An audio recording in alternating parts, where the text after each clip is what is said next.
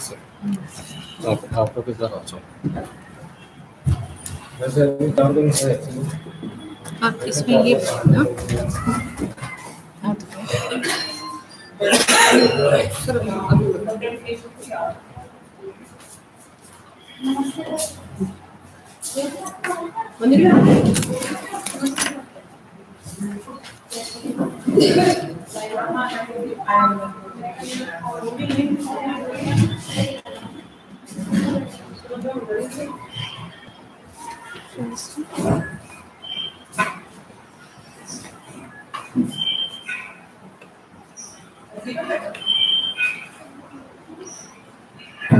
Okay ठीक है, banner भी आ रहा है, फोटो भी आ रहा है, सब बढ़िया आ रहा है।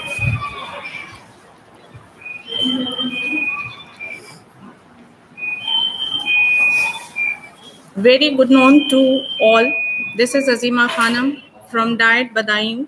Welcomes you all on the first day of our 3 days webinar on National Education Policy 2020, which is being organized as per directions of SCRT Lucknow. Being live here on our YouTube channel, let's go ahead to our inaugural session, where I first welcome our Honorable Principal Sir, the organizer of the webinar. I welcome to our Vice Principal Sir. I welcome to all respected lecturers from Diet Badaयूं who will be sharing their precious views with us shortly.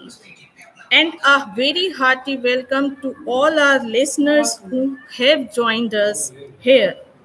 Now, without any delay, let's all move ahead for joining the Saraswati Vandana and garlanding the statue of Saraswati and offering and lighting the lamp before the statue of Saraswati, goddess of knowledge, so that we could seek the blessings of goddess of knowledge and we may be able to make this event happening successfully.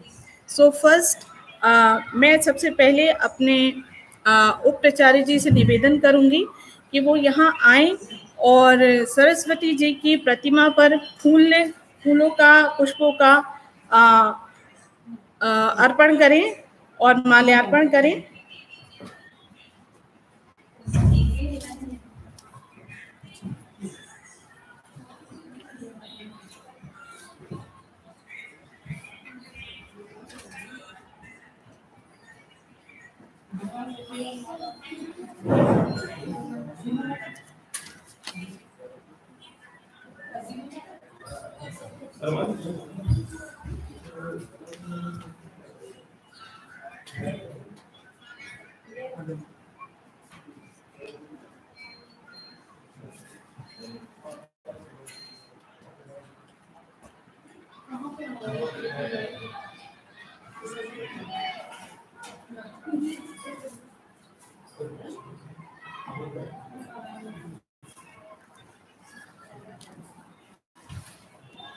और अब मैं बुलाना चाहूंगी अपने DElEd trainees को जो सरस्वती वंदना यहाँ आकर प्रारंभ करेंगी। रवीना एंड शादमा।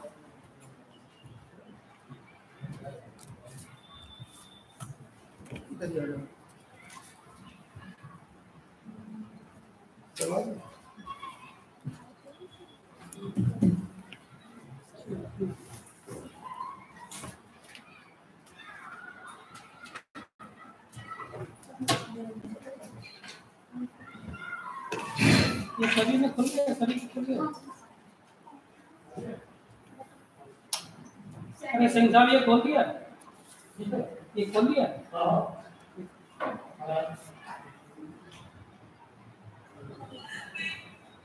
इसमें तो ये आता होना कितने इसमें जुड़ गए सर।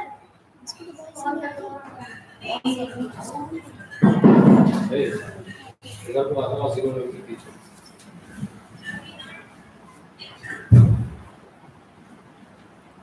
मेरे मन मंदिर में आओ हे वीणा वाली माता, मेरे मन मंदिर में आओ हे माता, हे वीणा वाली माता, हे वीणा वाली माता, मेरे मन मंदिर में आओ, हे वीणा वाली माता।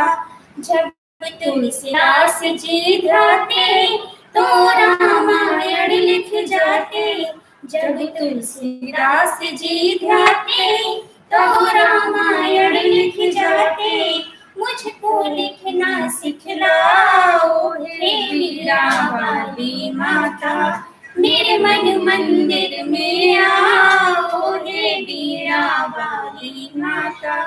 जो काली कह कर ध्याते तो कालिदास बन जाते, जो काली कह कर ध्याते तो कालिदास बन जाते, मुझको लिखना सिखलाओ, हे वीणा वाली माता, मेरे मन मंदिर में आओ, हे वीणा वाली माता। माँ कृपा तुम्हारी पाते तो सूर सूर बन जाते, माँ कृपा तुम्हारी पाते तो सूर सूर बन जाते, मेरी वाणी पर आओ, हे वीणा वाली माता, मेरे मन मंदिर में आओ, हे वीणा वाली माता। तुम वीणा मधुर बजाओ, निगमागम हमें सुनाओ, तुम वीणा मधुर बजाओ, निगमागम हमें सुनाओ, मेरा जीवन सफल बनाओ, हे वीणा वाली माता, मेरे मन मंदिर में आओ, हे वीणा वाली माता। हे हंस वाहिनी माते, हम श्रद्धा सुमन चढ़ाते, हे हंस वाहिनी माते, हम श्रद्धा सुमन चढ़ाते, माँ मुझको दर्श दिखाओ, हे वीणा वाली माता, मेरे मन मंदिर में आओ, हे वीणा वाली माता, हे वीणा वाली माता, हे वीणा वाली माता। माँ सरस्वती शारदे को हम सभी का नमन। Thank you, Ravina, and thank you, Shadma.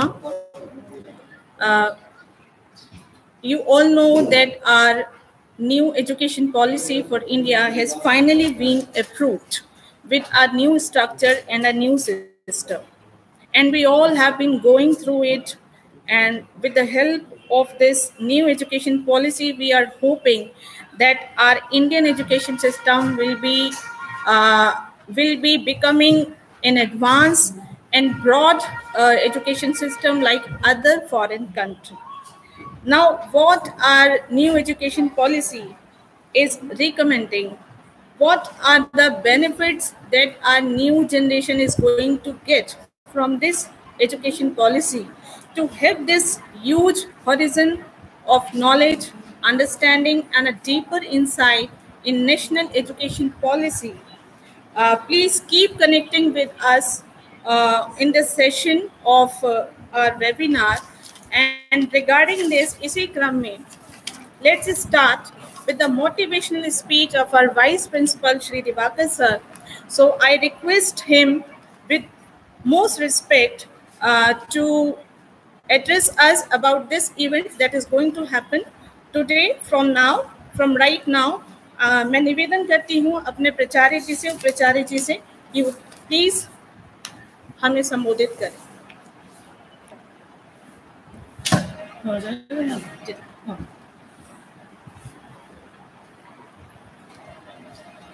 Webinar meet में जुड़ने वाले सभी शिक्षक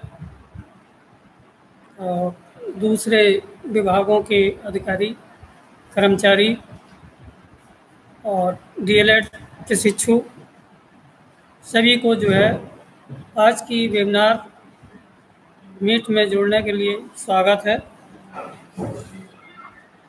2020 की जो राष्ट्रीय शिक्षा नीति है, ये जिसका निर्माण किया गया है उसमें पूरे विश्व की स्थिति बहुत छोटी होती जा रही है, क्योंकि बहुत आपस में हर क्षेत्र में विज्ञान और नए नए शोधों के लिए, आर्टिफिशियल इंजीनियरिंग के लिए,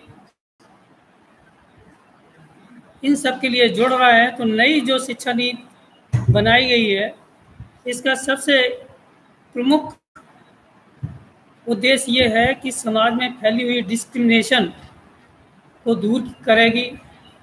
उन क्षेत्रों को, उन समुदायों को जहाँ में शिक्षा का स्तर कम है, साक्षरता का स्तर कम है, दूर दराज क्षेत्र हैं, वहाँ पर शिक्षा आसानी से पहुँचे, इसलिए ऑनलाइन व्यवस्था के तहत शिक्षक और डीएलएड प्रशिक्षु तथा इससे जो भी जुड़ने वाले कर्मचारी अधिकारी हैं वो इसमें देखें, क्योंकि हमारे देश की एक परंपरा रही है। प्राचीन काल में यहाँ की विज्ञान, कला, गणित बहुत ही महत्वपूर्ण था। विदेशों से लोग आके यहाँ शिक्षा लेते थे, जिसमें प्रमुख रूप से जो हमारे यहाँ ये स्थितियाँ थी, जो विश्वविद्यालय थे,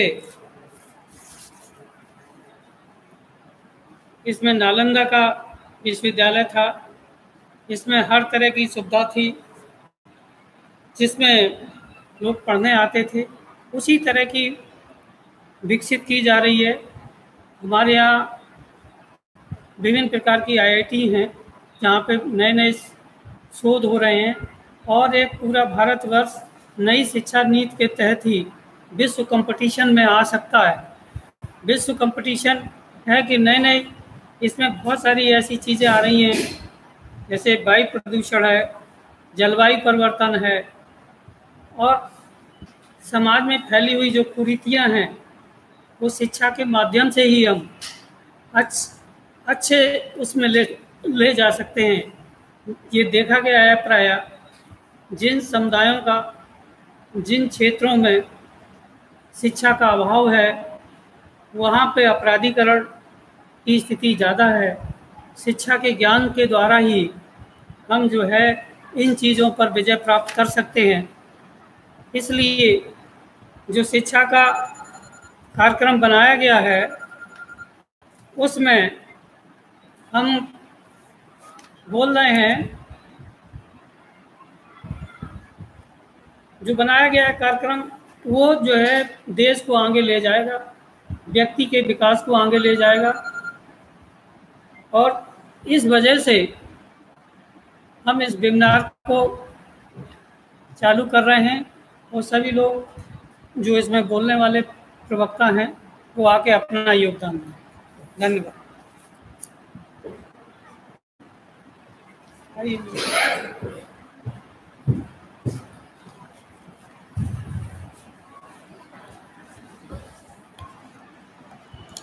Thank you very much, Principal Sir, for giving a motivational beginning to this webinar. And now, without wasting any more time, I would like to invite our first speaker, respected Srimati Manjri ma'am, lecturer in physics from DIET Badaयूं, who will be speaking on the subject of affordability and quality of education.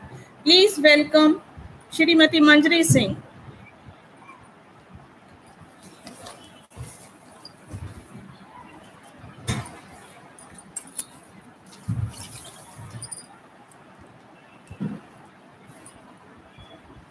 धन्यवाद Azima madam. आज हम लोग यहाँ पर नई शिक्षा नीति पर चर्चा करने के लिए इकट्ठे हुए हैं। जैसा कि अभी हम लोगों ने हमारे वाइस प्रिंसिपल सर ने भी काफ़ी कुछ आपको इसके बारे में बताया। इसी मुद्दे पर और आगे बात करने के लिए सबसे पहले हम लोग यहाँ पर थोड़ी सी एनईपी के बारे में बात कर लेते हैं। एनईपी जो हमारे पास नई राष्ट्रीय शिक्षा नीति है, ये कई महत्वपूर्ण बदलावों के बारे में बात करती है। हमारा एजुकेशन सिस्टम काफी हद तक चेंज किया जाना है। जो भी हमारे पुराने पैटर्न चल रहे थे, उनमें भी कई सारे महत्वपूर्ण बदलावों की बात की गई। लेकिन एक बहुत बड़ा क्वेश्चन यहाँ पर जरूर आता है कि जब हम इतने बदलावों की बात करते हैं तो उसमें फाइनेंसेस की बहुत जरूरत होती है, वित्त पोषण की बहुत ज्यादा जरूरत है। हम यह वित्त पोषण कहाँ से अरेंज करेंगे? इन सारे बदलावों के लिए जो भी आवश्यक फाइनेंसेस है वो कहाँ से अरेंज किए जाएंगे? मैं आज उसी पर आपसे थोड़ी चर्चा करना चाहूंगी। तो यहाँ पर मैं अपने टॉपिक पर बात करती हूँ। टॉपिक है वित्त पोषण सभी के लिए वहनीय एवं गुणवत्तापूर्ण शिक्षा। जैसा कि हम सभी लोग जानते हैं कि किसी भी समाज में समतामूलक और गुणवत्तापूर्ण शिक्षा व्यवस्था बनाने चलाने के लिए पर्याप्त निवेश की आवश्यकता होती है। यह निवेश जो है वो केवल आप फाइनेंसेस के टर्म्स में नहीं कह सकते। निवेश जब हम एजुकेशन सिस्टम में बात करते हैं तो यहाँ पर विशेषज्ञता के रूप में भी हो सकता है, ऊर्जा के रूप में भी हो सकता है, समय और पैसे, फाइनेंशियली भी हमारे पास बहुत जरूरत है। तो इन सभी निवेशों के बारे में हमें चर्चा करने की आवश्यकता पड़ जाती है। निवेश हमारे पास दो तरीके से हो सकते हैं। एक तो शासकीय निवेश, जो भी हमारा गवर्नमेंट की तरफ से जो भी फाइनेंसेस अरेंज किए जाएंगे, और दूसरा हमारे पास यहाँ पर नई शिक्षा नीति ने जो एक बहुत महत्वपूर्ण बात की है कि नागरिकों द्वारा लोकहित में किए गए निवेश में भी पर्याप्त बढ़ोतरी की आवश्यकता है। क्योंकि हमें पता है हम टोटली गवर्नमेंट पर बेस नहीं कर सकते हैं, सारे फाइनेंसेस अरेंजमेंट करने के लिए हम गवर्नमेंट पर बेस नहीं कर सकते हैं। हम सभी नागरिकों को भी बहुत जरूरत है कि हम सभी आगे बढ़कर आएं और शिक्षा में योगदान करना सुनिश्चित करें।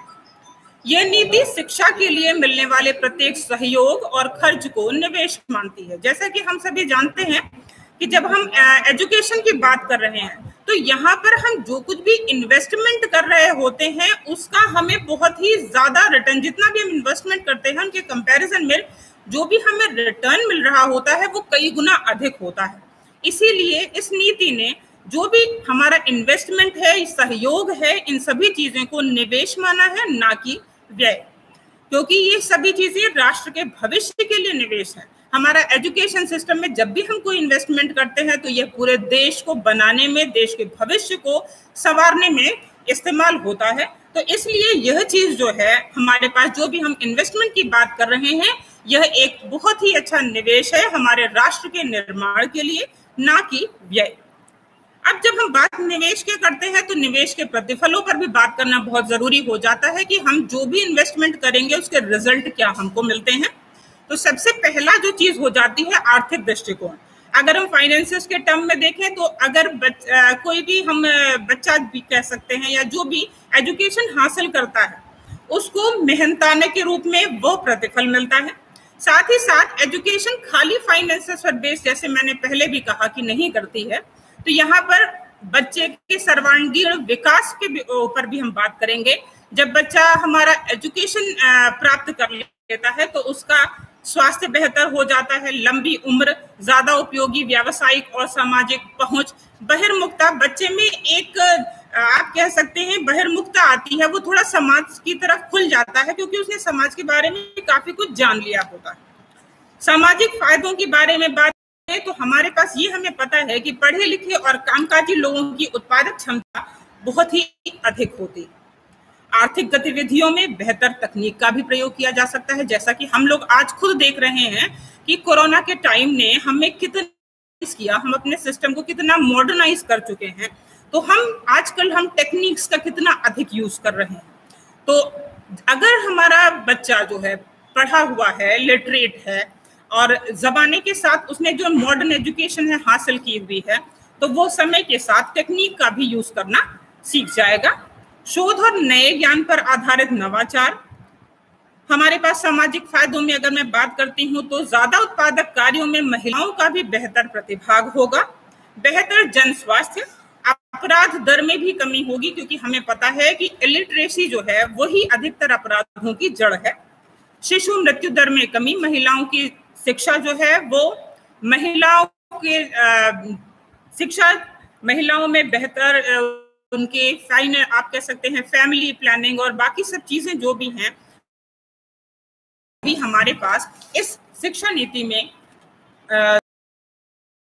देखे जा सकते हैं। अब थोड़ा अगर बात करना चाहूँ तो एक डिटेल में थोड़ा सा इस नीति ने एक बात और कही है इसको मैं महत्वपूर्ण तरीके से इम्पोर्टेंस देती हूँ कि 1 वर्ष की शिक्षा व्यक्ति की आय का 6 से 12% तक प्रतिफल देती है। लेकिन अगर महिलाओं के लिए हम बात करते हैं तो यही निवेश का प्रतिफल पुरुषों के मुकाबले अधिक होता है। और इसके भी कंपैरिजन में अगर बात की जाए तो पूर्व शिक्षा के मामले में यह प्रतिफल 7 से 18%, यानी आप कह सकते हैं औसतन 13% तक मिलता है। और यह शुरुआत वर्षों में पूर्व शिक्षा और देखभाल से मिले गए फायदों से प्राप्त होती है। साथ ही साथ शिक्षा पर निवेश के प्रतिफल पर हम बात करें तो आर्थिक रूप में भी इन रूपों में जिन्हें मौद्रिक रूप में नहीं नापा जा सकता है, समाज को बहुत अधिक मिलते हैं। इसलिए यह बहुत महत्वपूर्ण हो जाता है कि आम जनों की शिक्षा के लिए निवेश किया जाए। इससे सबसे ज्यादा वो लोग लाभान्वित होते हैं जिनके पास अपनी शिक्षा पर खर्च करने के लिए पूंजी भी अवेलेबल नहीं। इन्हीं सब कारणों से यह नीति शैक्षिक निवेश में उल्लेखनीय वृद्धि के लिए प्रतिबद्ध है और यह सकल घरेलू उत्पाद के 6% तक पहुंचाने की अनुशंसा करती है, जिसकी 1968 की शिक्षा नीति और इसके बाद 1986 की शिक्षा नीति और साथ ही साथ 1992 की नीति समीक्षा में भी दोहराया गया था। वर्तमान में शिक्षा पर सार्वजनिक खर्च जीडीपी के 2.7% के आसपास है, अगर हम ये बात कर रहे हैं 2017-18 के विश्लेषण के अनुसार। और यह केंद्र तथा राज्य सरकारों के बीच किए गए कुल सरकारी खर्चे का यह 10% है। जबकि अगर हम बहुत छोटे छोटे से देशों की बात करें, जैसे कि हो गया भूटान, जिम्बाब्वे, स्वीडन, ये अपनी जीडीपी का 7.5% इन्वेस्टमेंट कर रहे हैं। कोस्टा रिका, फिनलैंड ने 7% का इन्वेस्टमेंट किया है। किर्गिस्तान, साउथ अफ्रीका, ब्राजील 6% का इन्वेस्टमेंट कर रही है। और यूएसए जो है वो अगर 2017 के आंकड़ों के अनुसार यहाँ बात की जाए तो 5% इन्वेस्टमेंट कर रहा है। अगर हम उनके कंपैरिजन में देखते हैं तो इंडिया में 2.5 से 2.7% का जीडीपी इन्वेस्टमेंट बहुत ही कम है। तो इसलिए हम बहुत ही अच्छे से समझ सकते हैं, क्योंकि इंडिया में जब हम बात कर रहे हैं यहाँ पर इन्वेस्टमेंट एजुकेशन सिस्टम में बाकी छोटे छोटे देशों के कंपैरिजन में भी काफी कम हो रहा है। इसलिए यहाँ पर यह नीति इस चीज की समीक्षा करती है कि जीडीपी का कम से कम 5% इन्वेस्टमेंट तो एजुकेशन में जरूर किया जाए। साथ ही साथ एक बात यहाँ पर और है, जब हम इंडिया के टर्म्स में बात कर रहे हैं तो यहाँ पर जो भी शिक्षा पर सरकारी खर्च हो रहा है उसका अधिकतम भाग वेतन पर खर्च किया जा रहा है। आप समझ सकते हैं कि जब मैक्सिमम पार्ट जो भी हमारे पास है वो सैलरी में खर्च हो रहा है, तो हम शिक्षा को बढ़ावे के लिए, इसके और मॉडर्नाइजेशन के लिए हमारे पास इन्वेस्टमेंट अवेलेबल नहीं है। इसी वजह से यह नीति अनुशंसा करती है कि हमारे शिक्षा में इन्वेस्टमेंट को एक हद तक बढ़ाया जाए। यह नीति विशेष रूप से शिक्षा से जुड़े महत्वपूर्ण मदों और संगठकों के लिए वित्तीय सहायता प्रदान करने का भी समर्थन करती है। जैसे अभी हम लोगों ने बात कही कि खाली हमारे पास जो हो रहा है वो सैलरी में ज्यादा से ज्यादा इन्वेस्टमेंट हो रहा है, तो यहाँ पर नीति ने यह बात कही है कि हमारा जो इन्वेस्टमेंट है अब वो इन पॉइंट्स पर भी होना चाहिए, जैसे सभी तक शिक्षा की पहुंच सुनिश्चित करना, सीखने के संसाधनों पर खर्च करना, पोषण सहायता, विद्यार्थियों की सुरक्षा एवं स्वास्थ्य, शिक्षकों और कर्मचारियों की पर्याप्त संख्या, शिक्षकों का विकास, पिछड़े और सामाजिक आर्थिक रूप से पिछड़े समूहों के समतापूर्ण और उच्चतर गुणवत्तापूर्ण शिक्षा के लिए इन्वेस्टमेंट किया जाना। तो शिक्षा के आप इन सब चीजों से देख रहे हैं कि शिक्षा में निवेश के लिए इस नीति का दृष्टिकोण जो समराइज करना चाहें तो यह समझ में आता है कि वर्तमान के सालाना 10% सरकारी खर्चे को अगले 10 वर्षों में बढ़ाकर 20% किए जाने की बात कही गई है, जिससे इस नीति के कार्यान्वित होने पर पर्याप्त धन उपलब्ध हो। क्योंकि अधिकतर जो भी हमारे पास प्रॉब्लम्स होती हैं वो फाइनेंसेस अवेलेबल ना होने की वजह से ही होती हैं। तो अगर हम जीडीपी के 10% इन्वेस्टमेंट की बजाय हम 20% इन्वेस्टमेंट की बात करते हैं तो हमारे पास फाइनेंसेस की प्रॉब्लम जो भी है वो अधिकतर हल की जा सकती है। अब अगर थोड़ा सा आगे और बात करें कि संचालन, यहाँ पर अगर हम इस नई शिक्षा नीति को हम संचालित करना चाहते हैं तो हमें जैसे पता है कि कोई भी हम प्रोग्राम अगर लॉन्च कर रहे हैं तो हमारे पास प्रॉब्लम जरूर आएंगी, कठिनाई हमारे पास जरूर आएंगी, हमारे थोड़ा भ्रष्टाचार से भी हमको निपटना है। इन सब चीजों के लिए भी नई शिक्षा नीति के अंतर्गत कई सारी बातें कही गई हैं, जैसे कि शिक्षा के क्षेत्र के लिए उपलब्ध वित्त हमारे पास जो भी है वो अधिकतर जिला संस्थान के स्तर पर एक तो समय की उपयुक्त जो भी नीति युक्त परिवर्तन है उस कराया जा रहा है। उस बजट का हम उपयोग, वो बजट हमें टाइम पर अवेलेबल हो जाए, क्योंकि अगर टाइम निकल जाता है वो बजट अवेलेबल भी किया जाता है तो उसका कोई यूज नहीं हो पाता है। साथ ही साथ ये भी एक बात कही है कि वित्त के आसान, त्वरित और पारदर्शी प्रवाह में भी हमें सहायता प्रदान कर सके, हमें इस तरीके के इन्वेस्टमेंट की प्लानिंग यहाँ पर करनी होगी। साथ ही साथ यह नीति शिक्षा क्षेत्र में निजी परोपकारी गतिविधियों को पुनर्जीवित करने, सक्रिय रूप से प्रोत्साहित करने और समर्थन करने की अनुशंसा करती है। जैसा कि हम लोगों ने अभी पहले भी बात की है कि सारा हम गवर्नमेंट के ऊपर नहीं छोड़ सकते कि सारे फाइनेंसेस अरेंजमेंट करने का काम गवर्नमेंट का है। हालांकि जैसा हम लोग पहले भी जानते हैं कि इससे पहले हमारे आजादी के समय की बात करूं तो उस टाइम भी यही होता था कि हाँ, हमारे जो निजी संस्थान है वो भी काफी हद तक फाइनेंसेस अवेलेबल करा देते थे। तो यही इस नीति ने पुनः उस चीजों को पुनर्जीवित करने की बात कही है कि हम फाइनेंसी प्राइवेट संस्थानों से भी इन सब फाइनेंसेस को अरेंज करने की कोशिश करें। इसमें व्यक्तियों द्वारा जन सेवा से प्रेरित अनुदान, औद्योगिक घरानों से, कॉर्पोरेट सोशल रिस्पॉन्सिबिलिटी से भी दिए गए अनुदान और समुदाय से इकट्ठे किए गए अनुदान को भी शामिल किया गया है। साथ ही साथ यह इस बात को भी अनुशंसित करती है कि उन विद्यार्थियों से क्षमता अनुसार फीस ली जाए जो अपनी उच्च शिक्षा का खर्च उठा सकने की क्षमता रखते हैं। निजी अनुदानों को जुटाने के लिए कुछ महत्वपूर्ण क्षेत्र भी बताए गए हैं, जैसे कि हम छात्रवृत्ति के लिए स्कॉलरशिप अरेंज करने के लिए भी हम प्राइवेट इंस्टीट्यूशन से अनुदान ले सकते हैं। आधारभूत ढांचे के लिए भी अनुदान लिया जा सकता है। शिक्षकों की नियुक्ति और शिक्षा के तृतीय क्षेत्रों के भी विकास के लिए अनुदान लिया जा सकता है। शिक्षकों के पेशेवर विकास और स्कूली शिक्षा के लिए संस्थानिक अनुदान लिया जा सकता है। साथ ही साथ शोध और नवाचार के लिए भी हम प्राइवेट इन्वेस्टमेंट ले सकते हैं, जिससे कि हमारे पास इन सभी एजुकेशन सिस्टम को रिवाइव करने के लिए, न्यू एजुकेशन पॉलिसी को इम्प्लीमेंट करने के लिए फाइनेंसेस की प्रॉब्लम बिल्कुल भी ना हो। साथ ही साथ एक और बात कही गई है, फिलैंथ्रोपिक अनुदान के भी लिए बात की गई है। तो फिलैंथ्रोपिक अनुदान के लिए विशेष स्रोत की बात की है यह भी शिक्षा नीति इस पर भी बात करती है कि व्यापार और उद्योग कॉरपोरेशन से भी हम इन्वेस्टमेंट ले सकते हैं। जैसा कि हम सभी जानते हैं कि कंपनीज एक्ट 2013 के अनुसार जिन कंपनियों का मुनाफा 5 करोड़ या उनका टर्नओवर 1000 करोड़ से अधिक था, उनके लिए यह अनिवार्य किया गया कि कुल मुनाफे का 2% 3 वर्षों के अंदर CSR गतिविधियों में खर्च किया जाए। यानी हम प्राइवेट कंपनी से भी इन्वेस्टमेंट यहाँ ले सकते हैं, जो कि हमारे पास कंपनीज एक्ट 2013 में बात की गई है। CSR एक्टिविटीज की बात में हम करें तो CSR एक्टिविटीज क्या हैं? शिक्षा को बढ़ावा देना, विशेष बच्चों की शिक्षा और रोजगार के साथ बच्चों, महिलाओं, दराज लोगों और विशेष क्षमता वाले बच्चों और आजीविका के लिए काम करना। तो इस तरीके से हम व्यापार और उद्योग कॉरपोरेशन से भी हम अनुदान ले सकते हैं।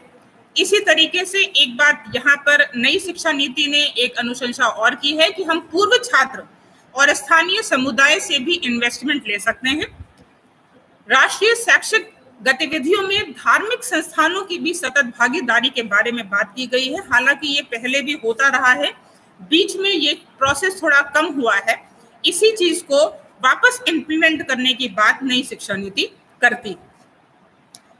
अब हम लोगों ने जो बात की है कि इन्वेस्टमेंट की जरूरत है, यहाँ पर इन्वेस्टमेंट हमारे पास इन सब अतिरिक्त संसाधनों की आवश्यकता हमने जो बात कही है वो कहाँ कहाँ है। तो अतिरिक्त संसाधनों की आवश्यकता जो है वो 2 तरीके से है। एक तो आप बात कर सकते हैं एक बार वाले, जहां पर हमें वन टाइम इन्वेस्टमेंट करना है और उसके बाद वो, जैसे कि आप बात करें हमें अगर कोई बिल्डिंग बनवानी है, स्कूल के लिए बिल्डिंग बनवानी है, तो स्कूल की बिल्डिंग में जो भी इन्वेस्टमेंट हो रहा है वो वन टाइम इन्वेस्टमेंट है, जो भी इन्वेस्टमेंट हो जाता है 10-20 ईयर्स के लिए वो परमानेंट है।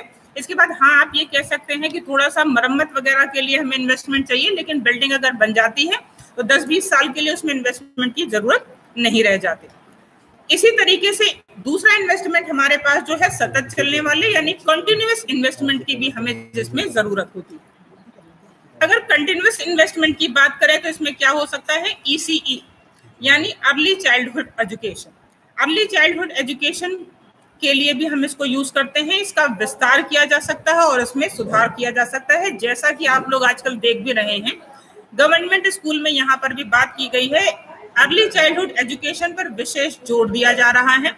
हमारे पास अब जो आंगनवाड़ी के अंतर्गत कक्षा 1-2 को भी शामिल कर दिया गया है, जिससे कि इस नीति ने इसकी समीक्षा की है, अनुशंसा की है, जिससे कि हम अर्ली ECE यानी अर्ली चाइल्डहुड एजुकेशन पर मेन फोकस कर सकें। साथ ही साथ ECE को RTE में भी शामिल करने की बात की गई है। जैसा कि हम सभी जानते हैं, राइट टू एजुकेशन एक्ट जो हमारे पास है ये क्लास 1 से स्टार्ट करने होता है, लेकिन यहाँ पर यह नीति अनुशंसा करती है कि RTE को ECE के दायरे में लाया जाए, यानी प्री एजुकेशन के मामले में भी इसको शामिल किया जाए। दूसरी बात यह नीति ने एक और कही है कि आंगनवाड़ी केंद्रों का भी सुधार आवश्यक है।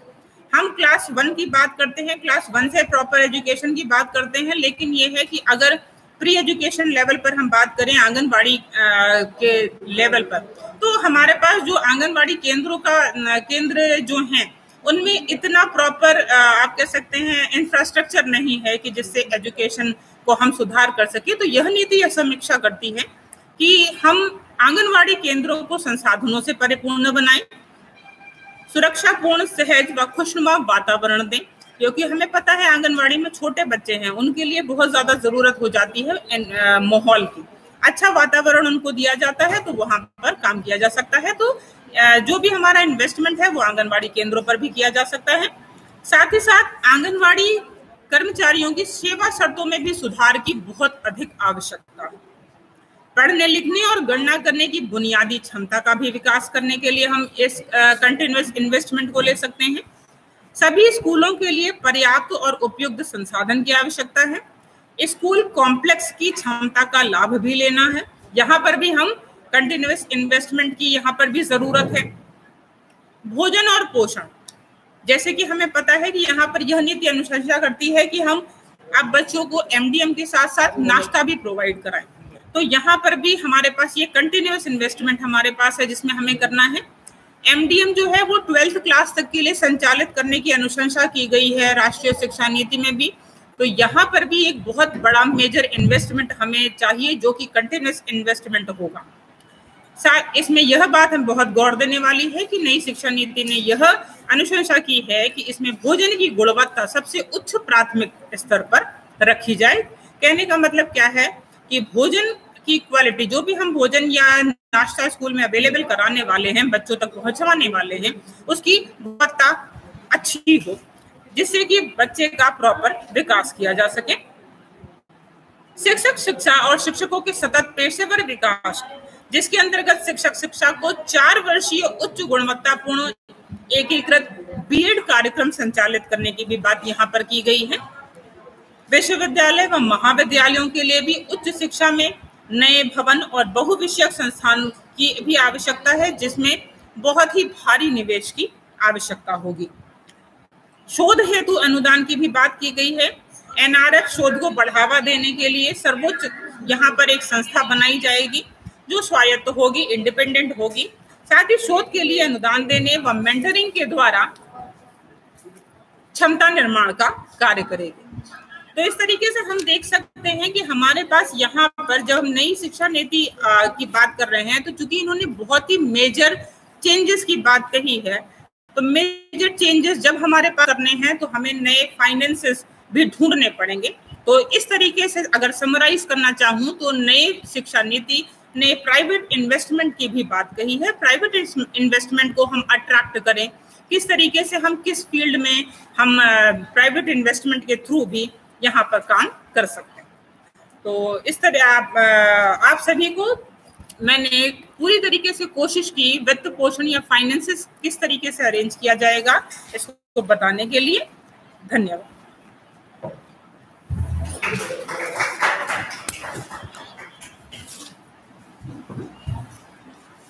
Thank you very much, respected Manjari ma'am, for providing us with a very clear, detailed description about the AIDS expenditures, needs, investment in the field of education. I hope this presentation will help us understanding or figuring out the AIDS and the financial expenditures and the investment in the field of education. Now our next speaker is coming, and before inviting him, I would like to give a little description or introduction about him. Shri Sanjeev Johri sir, who is highly qualified, highly experienced, having many degrees and many diplomas, and we're proud of him that he is here in our diet Badaयूं, or he is lecturer in Hindi, and now I request him to make us know about his views and experiences. Please welcome Sanjeev Johri sir.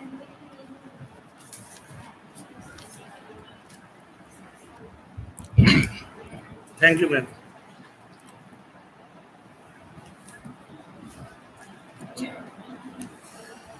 आप सब लोगों को मेरा नमस्कार। जहाँ तक मेरे topic की बात है ड्रॉप आउट, अगर इसके बारे में बात करें तो ड्रॉप आउट कोई नवीन अवधारणा नहीं है।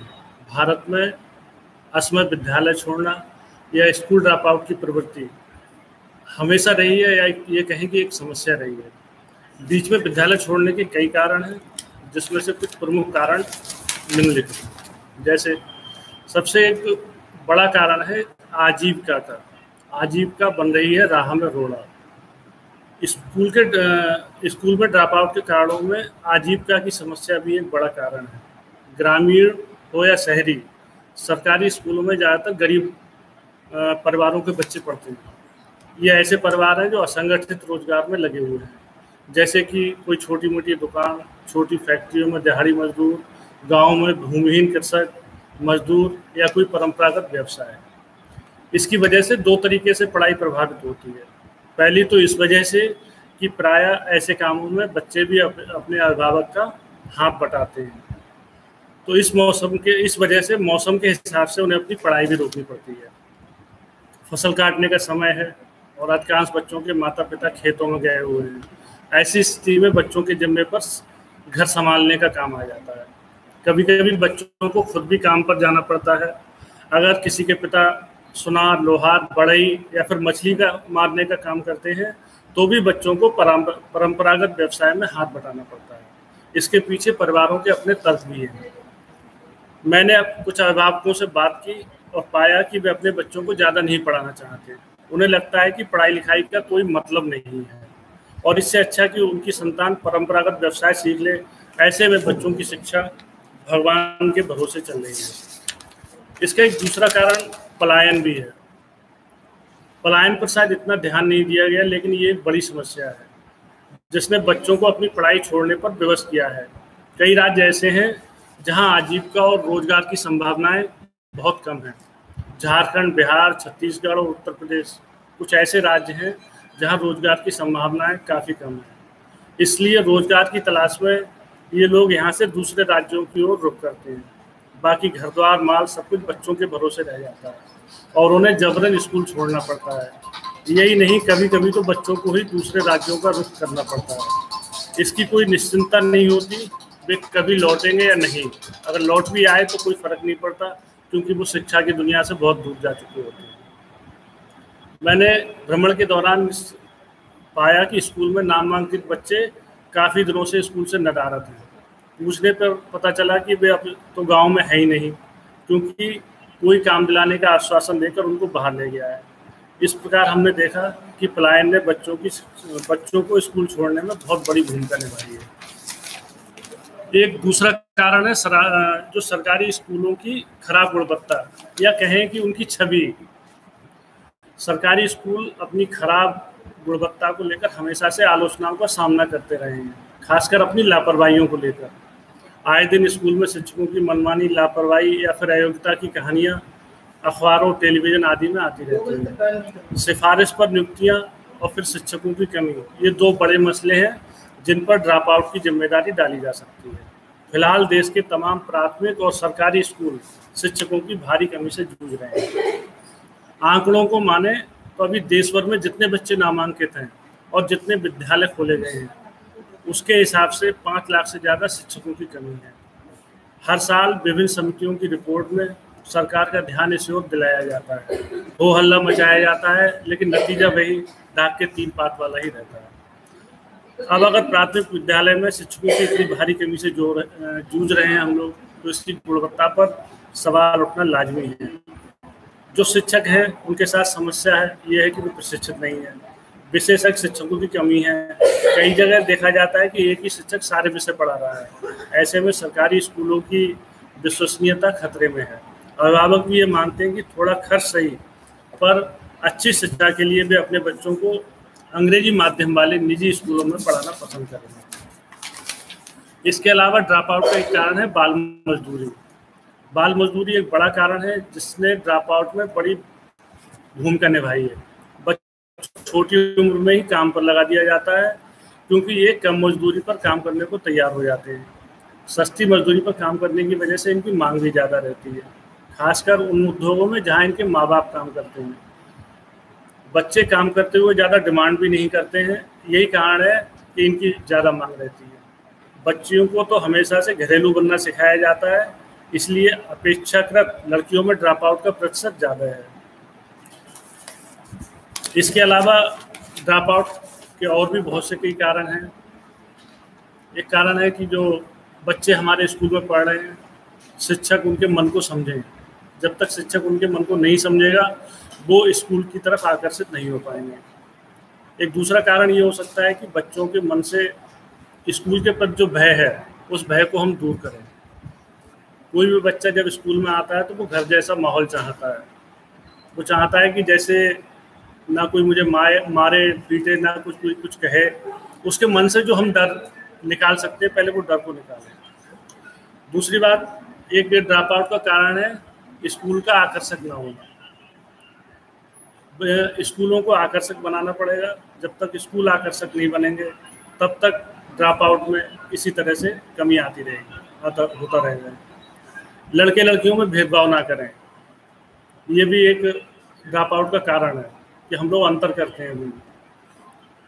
इसके अलावा जो कुछ बच्चे ऐसे होते हैं जिनके भाई बहन छोटे होते हैं, उन्हें अपने छोटे भाई बहनों की वजह से घर रुक जाना पड़ता है। तो इसके लिए जो हमारे आंगनबाड़ी केंद्र हैं, उन आंगनबाड़ी केंद्र में और ज़्यादा सुविधाएं दें, और ऐसा हो भी रहा है, प्रयास किया जा रहा है। ठीक। ड्रॉप आउट के अगर राज्यवार आंकड़े की बात करें तो विभिन्न राज्यों में स्कूल ड्रॉप आउट के आंकड़े अलग अलग हैं। ऐसा इसलिए है क्योंकि विभिन्न मसलों पर इन राज्यों में विविधता है। कहीं अर्थव्यवस्था कमज़ोर है, कहीं भौगोलिक दिशाएं खराब हैं, तो कहीं सरकारी नीतियों में खामी है। पूर्वोत्तर राज्यों की अगर बात करें तो यह समस्या भौगोलिक है। यहाँ का अधिकांश इलाका पर्वतीय और घाटियों वाला है। कहीं कहीं घने जंगल हैं, यातायात की सुगमता का भी अभाव है। इसके अलावा एक और बड़ी वजह इन इलाकों में पनपता हुआ आतंकवाद है। ये तमाम वजह हैं जिसने बच्चों को स्कूल से दूर रखा है। इन राज्यों में शामिल हैं मिजोरम, असम, नागालैंड और अरुणाचल प्रदेश। यहाँ ड्रॉप आउट के आंकड़े कुछ इस प्रकार हैं। असम में 7.44%, मिजोरम 12.96% और मेघालय में 10.34%। कुछ और राज्य इस फहरिस्त में शामिल हैं जहाँ की भौगोलिक परिस्थितियाँ शिक्षा में बड़ी बाधक हैं। इनमें मैदानी राज्य झारखंड और छत्तीसगढ़ भी शामिल है। यहाँ के घने जंगल और पठार यातायात की दुर्गमता पेश करते हैं, और गरीबी एवं लाचारी की आड़ में पनपता नक्सलवाद एक बड़ा कारण है जिसने ड्रॉप आउट की संख्या को बढ़ाया है। एक प्रकार का भय स्थानीय बच्चों को शिक्षा हासिल करने से रोकता है। आए दिन ऐसा होता है कि नक्सलियों या फिर सुरक्षा बलों द्वारा स्कूल में कैंप लगा दिए जाते हैं। ये कैंप कई कई दिनों तक जारी रहते हैं। ऐसे में बच्चे विद्यालय छोड़ते हैं, तो ये हैरानी नहीं होनी चाहिए क्योंकि ये स्थिति बहुत दुखद है। कुछ राज्य ऐसे भी हैं जहां ड्रॉप आउट रेट बहुत ज़्यादा है। ऐसे राज्यों में हमारा उत्तर प्रदेश और मध्य प्रदेश भी शामिल है। इन राज्यों में ड्रॉप आउट का आंकड़ा इस प्रकार है। उत्तर प्रदेश में लगभग 7.08% ड्रॉप आउट और मध्य प्रदेश में 10.14% इस प्रकार हमने देखा कि यातायात दुर्गमता, अशिक्षा, गरीबी, उग्रवाद और हिंसा जैसे ये सभी कारण है इस ड्रॉप आउट के पीछे। अब इसके लिए करें क्या हम लोग? ड्रॉप आउट रोकने के लिए सरकारी प्रयास क्या होना चाहिए? भारतीय संविधान का अनुच्छेद 21 शिक्षा का अधिकार देता है, जिसके तहत 6 साल से लेकर 14 साल तक के बच्चों को मुफ्त और अनिवार्य शिक्षा देना सरकार की जिम्मेदारी है। इसके अलावा राज्य के नीति निर्देशक सिद्धांत में भी अनिवार्य शिक्षा की बात कही गई है। इसलिए देश के प्रत्येक बच्चे को शिक्षा देना राज्य का कर्तव्य है और बाध्यता भी। सरकार ने समय समय पर विभिन्न योजनाएं चलाई हैं, जिनमें सर्व शिक्षा अभियान, मिड डे मील, एकलव्य विद्यालय, कस्तूरबा गांधी आवासीय विद्यालय आदि प्रयास किए जा रहे हैं।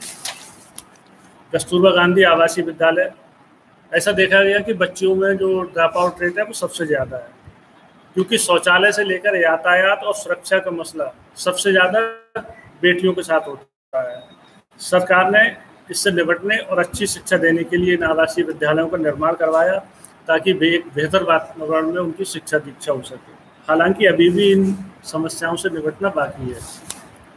मिड डे मील की योजना, प्रायः ये देखा गया था कि बच्चे दोपहर को खाना खाने घर जाते थे और फिर वापस स्कूल नहीं आते थे। वे अक्सर घर के कामों में लग जाते थे। इससे स्कूलों में उपस्थिति भी प्रभावित होती थी और पढ़ाई। इस समस्या से निपटने के लिए सरकार ने मिड डे मील योजना की शुरुआत की, जिसके तहत बच्चों को दोपहर में स्कूल में ही पर्याप्त और पौष्टिक खाना देने की व्यवस्था की गई। इसके सकारात्मक परिणाम निकले और बच्चों की उपस्थिति बढ़ी। इसके अलावा सरकार ने एकलव्य विद्यालय खोले हैं। अगर ड्रॉप आउट के आंकड़ों से अगर हम देखें तो ज़्यादातर जो बच्चे हमारे ड्रॉप आउट होते हैं वह अनुसूचित जाति और अनुसूचित जनजाति के बच्चों ने अपनी पढ़ाई बीच में छोड़ दी। कारणों की चर्चा भी हम कर चुके हैं और इस समस्या पर गंभीरता से सोचने के बाद एकलव्य विद्यालयों की स्थापना की गई। समग्र शिक्षा योजना की भी शुरुआत की गई। प्राथमिक स्कूलों में शिक्षकों की कमी को पूरा करने के लिए सर्व शिक्षा अभियान के तहत 2015-16 के 15 लाख अतिरिक्त अध्यापकों के पद स्वीकृत किए गए। उत्तराखंड में भी सपनों की उड़ान नाम का एक कार्यक्रम चला रहा है, जिसका उद्देश्य भी ड्रॉप आउट के रेट को कम करना है। ड्रॉप आउट के नकारात्मक प्रभाव, ड्रॉप आउट की वजह से स्कूली शिक्षा पर काफ़ी नकारात्मक प्रभाव पड़ा है। खासकर ग्रामीण इलाकों में बच्चों की शिक्षा पर बहुत नकारात्मक प्रभाव पड़ा है। इससे संसाधनों पर अतिरिक्त बोझ पड़ता है। मानव साधन तैयार करने का जो लक्ष्य है उसको झटका लगता है। एक बड़ी आबादी सरकार पर अतिरिक्त बोझ की तरह होती है, जिसकी ज़रूरतों को ध्यान सरकार को रखना पड़ता है और देश अन्य मुद्दों पर ध्यान नहीं दे पाता। इसलिए ज़रूरी है कि समस्याओं पर ध्यान दिया जाए और ठोस कदम उठाए जाएं, तभी इससे निजात मिलेगी और शिक्षित समाज और देश का निर्माण हो पाएगा। नई शिक्षा नीति में जहाँ तक बात करें ड्रॉप आउट के बारे में और उसके सुधार के बारे में, विद्यालय के बच्चे सबसे जो पहला एक पॉइंट है इसमें, स्कूली शिक्षा प्रणाली के प्राथमिक लक्ष्यों में हमें ये सुनिश्चित करना है कि बच्चों का स्कूल में नामांकन हो और उन्हें नियमित रूप से विद्यालय भेजा जाए। और शिक्षा का अधिनियम जैसी पहल क्रम से भारत सभी बच्चों का नामांकन प्राप्त करने में उल्लेखनीय प्रगति की है। हालांकि बात के आंकड़े बच्चों के स्कूली व्यवस्था में ठहराव संबंधी गंभीर मुद्दों की ओर इशारा करते हैं।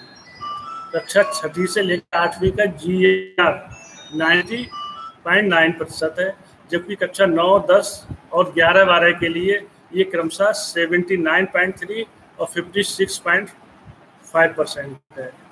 ये आंकड़े ये दर्शाते हैं कि किस प्रकार से कक्षा 5 और विशेष रूप से कक्षा 8 के बाद नामांकित छात्र एक महत्वपूर्ण अनुपात शिक्षा प्रणाली से बाहर हो जाता है। वर्ष 2017-18 में NSSO के 75वें राउंड हाउस होल्ड सर्वे के अनुसार 6 से 17 वर्ष के बीच की उम्र के विद्यालय न जाने वाले बच्चों की संख्या 3.22 करोड़ है। इन बच्चों को यथासंभव पुनः शिक्षा प्रणाली में शीघ्र वापस लाना देश की सर्वोच्च प्राथमिकता होगी। इसके साथ ही 2030 तक प्री स्कूल से माध्यमिक स्तर में 100% सकल नामांकन अनुपात प्राप्त करने के लक्ष्य के साथ हम सबको आगे बढ़ना होगा और भविष्य के छात्रों का ड्रॉप आउट दर भी कम करना होगा। पूर्व प्राथमिक कक्षा से कक्षा 12 तक की शिक्षा, व्यावसायिक शिक्षा सहित देश के सभी बच्चों को सार्वभौमिक पहुंच और अवसर प्रदान करने के लिए एक ठोस राष्ट्रीय प्रयास किया जाएगा। कुल मिलाकर 2 पहल की जाएंगी जिससे बच्चों की विद्यालय में वापसी और आगे के बच्चों का ड्रॉप आउट होने से रोका जा सके। पहला, प्रभावी और पर्याप्त बुनियादी ढांचा प्रदान करता है ताकि सभी बच्चों को इसके माध्यम से प्री प्राइमरी स्कूल से कक्षा 12 तक के सभी स्तरों पर सुरक्षित और आकर्षक स्कूली शिक्षा प्राप्त हो सके। इसके अतिरिक्त प्रत्येक स्तर पर नियमित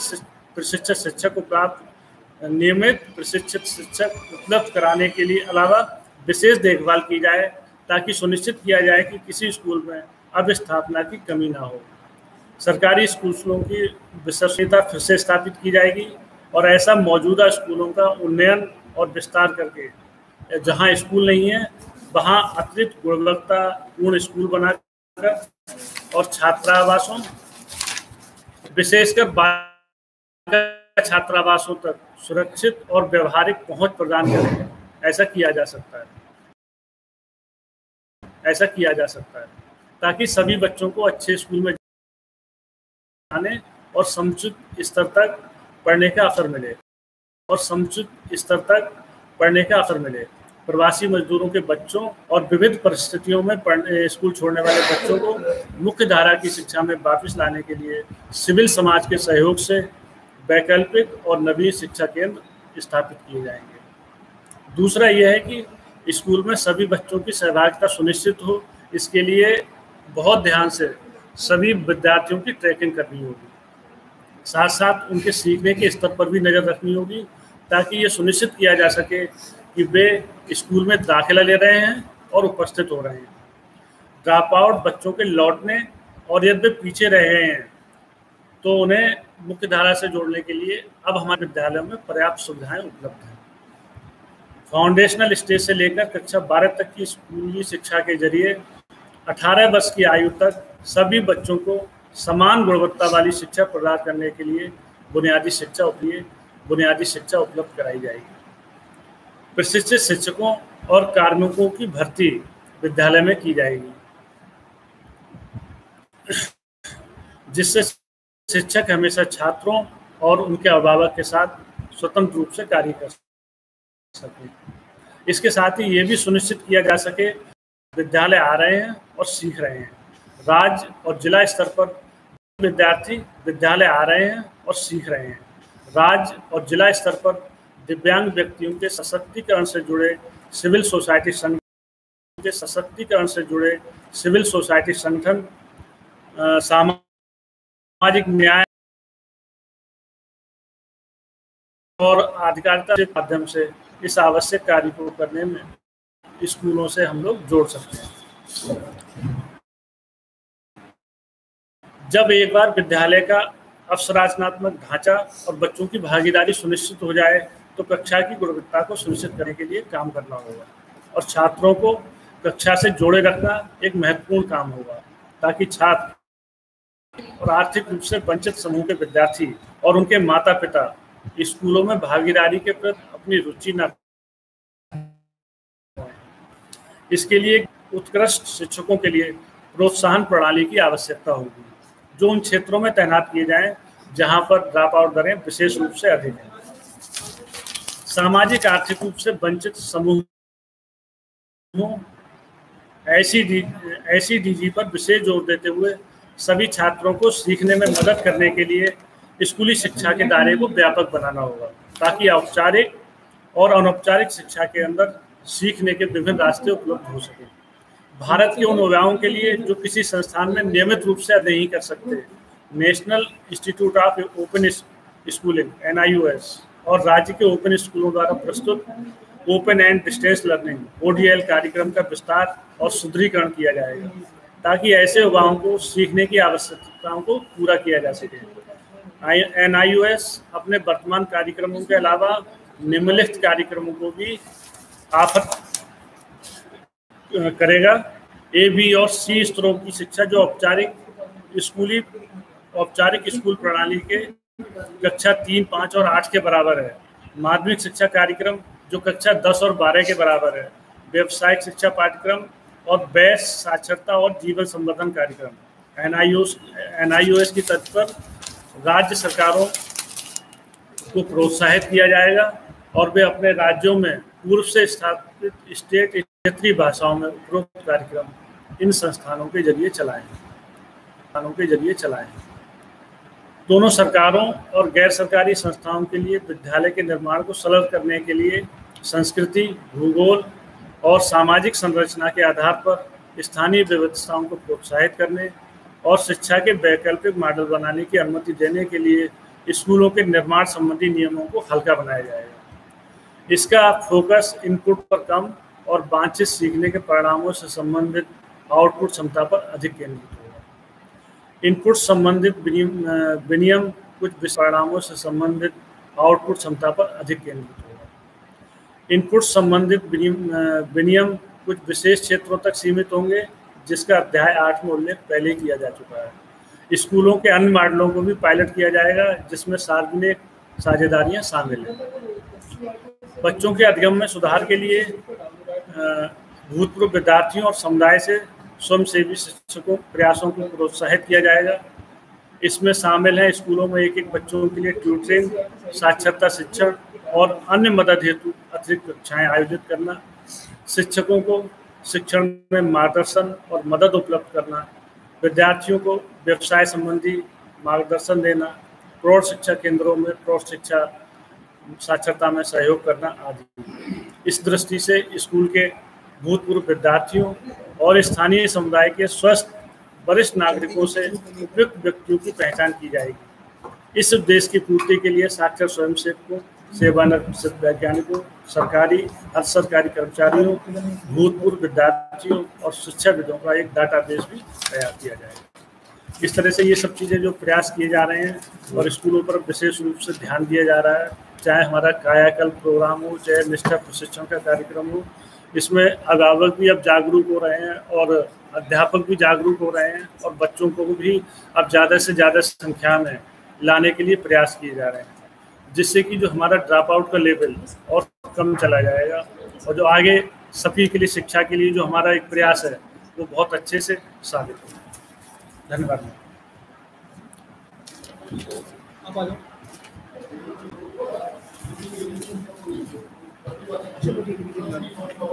धन्यवाद श्री संजीव जौहरी सर।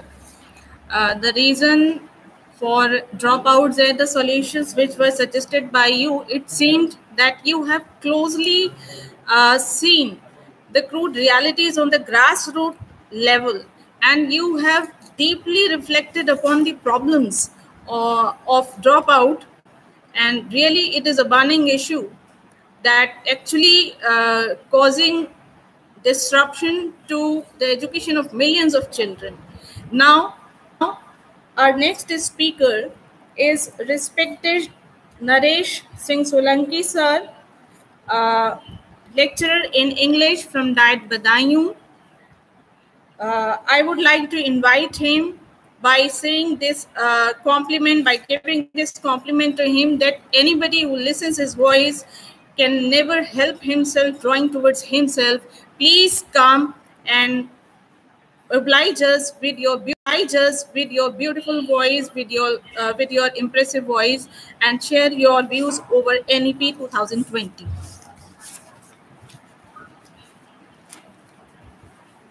Thank you ma'am. ज्ञान की अधिष्ठात्री माँ सरस्वती, और आज 22 मार्च 2021 को आज के कार्यक्रम की अध्यक्षता कर रहे हमारे डाइट के उपराचार्य परम श्रद्धेय श्रीमान उपराचार्य जी और इस कार्य के आयोजक शर्मा जी, और बहुत ही अच्छे ढंग से इस कार्यक्रम को संचालित कर रही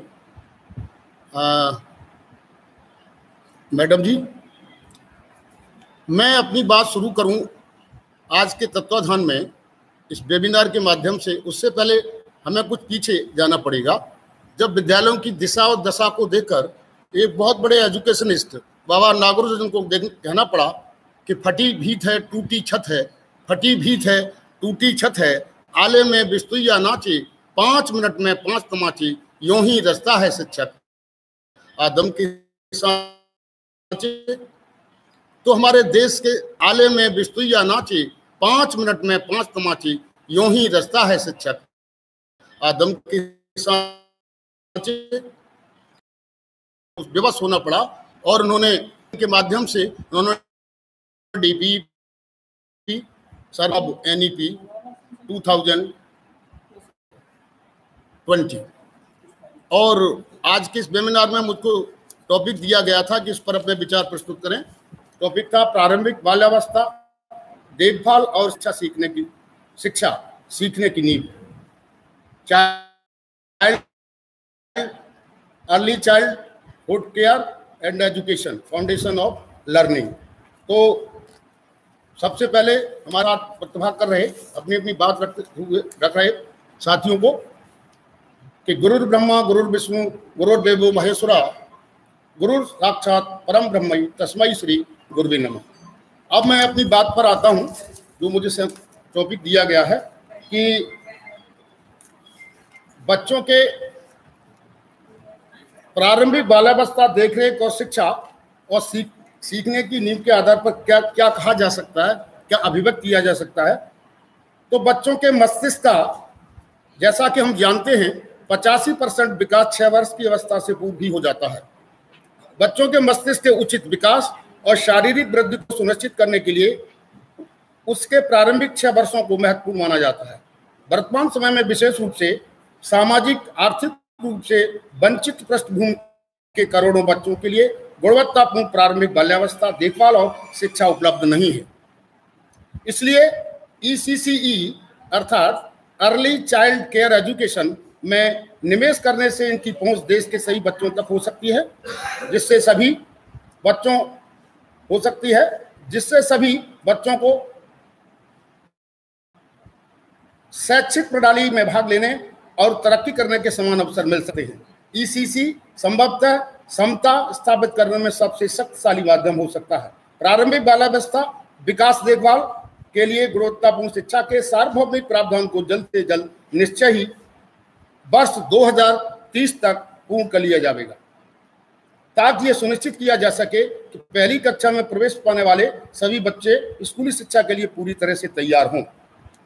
आगे अगर मैं अपनी अभिव्यक्ति यहाँ अभिव्यक्त करूँ तो कहना चाहूँगा कि ECC में मुख्य रूप से लचीली, बहुआयामी, बहुस्तरीय, खेल आधारित, गतिविधि आधारित और खोज आधारित शिक्षा को शामिल किया गया है, जैसे अक्षर, भाषा, संख्या, गिनती, रंग, आकार, इंडोर और आउटडोर गेम, पेंटिंग, अन्य दृश्य कला, शिल्प, नाटक, कठपुतली, गिनती, रंग, आकार, इंडोर और आउटडोर गेम, पेंटिंग, अन्य दृश्य कला, शिल्प, नाटक, कठपुतली, संगीत तथा अन्य गतिविधियों को शामिल करते हुए इसके साथ अन्य कार्य जैसे सामाजिक कार्य, मानवीय संवेदना, अच्छे व्यवहार, शिष्टाचार, नैतिकता, व्यक्तिगत और सामाजिक स्वच्छता, समूह में काम करना, आपसी सहयोग को विकसित करने पर भी ध्यान केंद्रित किया गया है। ECC समग्र उद्देश्य बच्चों का शारीरिक, भौतिक, संज्ञानात्मक विकास, सामाजिक संवेदनात्मक विकास, नैतिक विकास, सांस्कृतिक विकास अर्थात सर्वांगीण विकास, संवाद के लिए प्रारंभिक भाषा, साक्षरता और संख्यात्मक ज्ञान के विकास में अधिकतम परिणाम को प्राप्त करना अभी बाकी है। NCERT द्वारा 8 वर्ष की आज तक के सभी बच्चों के लिए 2 भागों में प्रारंभिक बाल्यावस्था की शिक्षा के लिए एक उत्कृष्ट पाठ्यक्रम और शैक्षिक ढांचा NCPF ECCE विकसित किया जाएगा, अर्थात 0 से 3 वर्ष के बच्चों के लिए एक सब फ्रेमवर्क और 3 से 8 वर्ग के बच्चों के लिए एक अन्य सब फ्रेमवर्क का विकास किया जाएगा। उपरोक्त दिशा निर्देशों के अनुसार ECCE राष्ट्रीय और अंतर्राष्ट्रीय नवाचार एवं सर्वोत्तम प्रथाओं पर नवीनतम शोधों को शामिल करेगा, विशेष रूप से उन प्रथाओं को जो भारत में कई शताब्दियों से बाल्यावस्था की शिक्षा के विकास के लिए समृद्ध हैं और वे स्थानीय परंपराओं से विकसित हुई हैं, जिसमें कला, कहानियां, पहेलियां, कविता, खेल, गीत आदि और कुछ भी शामिल है, इन सभी को मुख्य रूप से शामिल किया जाएगा। शिक्षा का ये मॉडल माता पिता दोनों के साथ साथ आंगनबाड़ी के लिए भी एक मार्गदर्शक के रूप में काम करेगा। और अगर हम भारत में चरणबद्ध तरीके से बात कहें तो भारत में चरणबद्ध तरीके से पूरे देश में उच्चतर गुणवत्ता वाले ईसीसी संस्थानों के लिए सार्वभौमिक पहुंच सुनिश्चित करना वृहद लक्ष्य होगा। इस प्रारंभिक बाल्यावस्था में देखभाल और शिक्षा जैसे महत्वाकांक्षी लक्ष्य तक सुनिश्चित करने के लिए इसे सभी छात्रों तक पहुंचाना होगा। पिछड़े जिलों और उन क्षेत्रों पर विशेष ध्यान और प्राथमिकता देनी होगी जो सामाजिक और आर्थिक रूप से पिछड़े हुए हैं। विस्तृत और सतत ईसीसी संस्थानों द्वारा ईसीसी प्रणाली को लागू किया जाएगा, जिसमें कुछ पैरामीटर्स और चेक पॉइंट्स हैं। ईसीसी केंद्र जो पहले से काफी विस्तृत और सशक्त रूप से अकेले चल रहे हैं आंगनबाड़ियों के माध्यम से, प्राथमिक विद्यालयों के साथ स्थित आंगनबाड़ियों के माध्यम से, पूर्व प्राथमिक विद्यालय जो कम से कम 5 से 6 वर्ष पूरा करेंगे और प्राथमिक विद्यालयों के साथ स्थित हैं उनके माध्यम से, अकेले चल रहे प्री स्कूल के माध्यम से इसे लागू किया जाएगा। ये सभी विद्यालय ईसीसी के पाठ्यक्रम और शिक्षण में और शिक्षकों की भर्ती करेगा। और अगर हम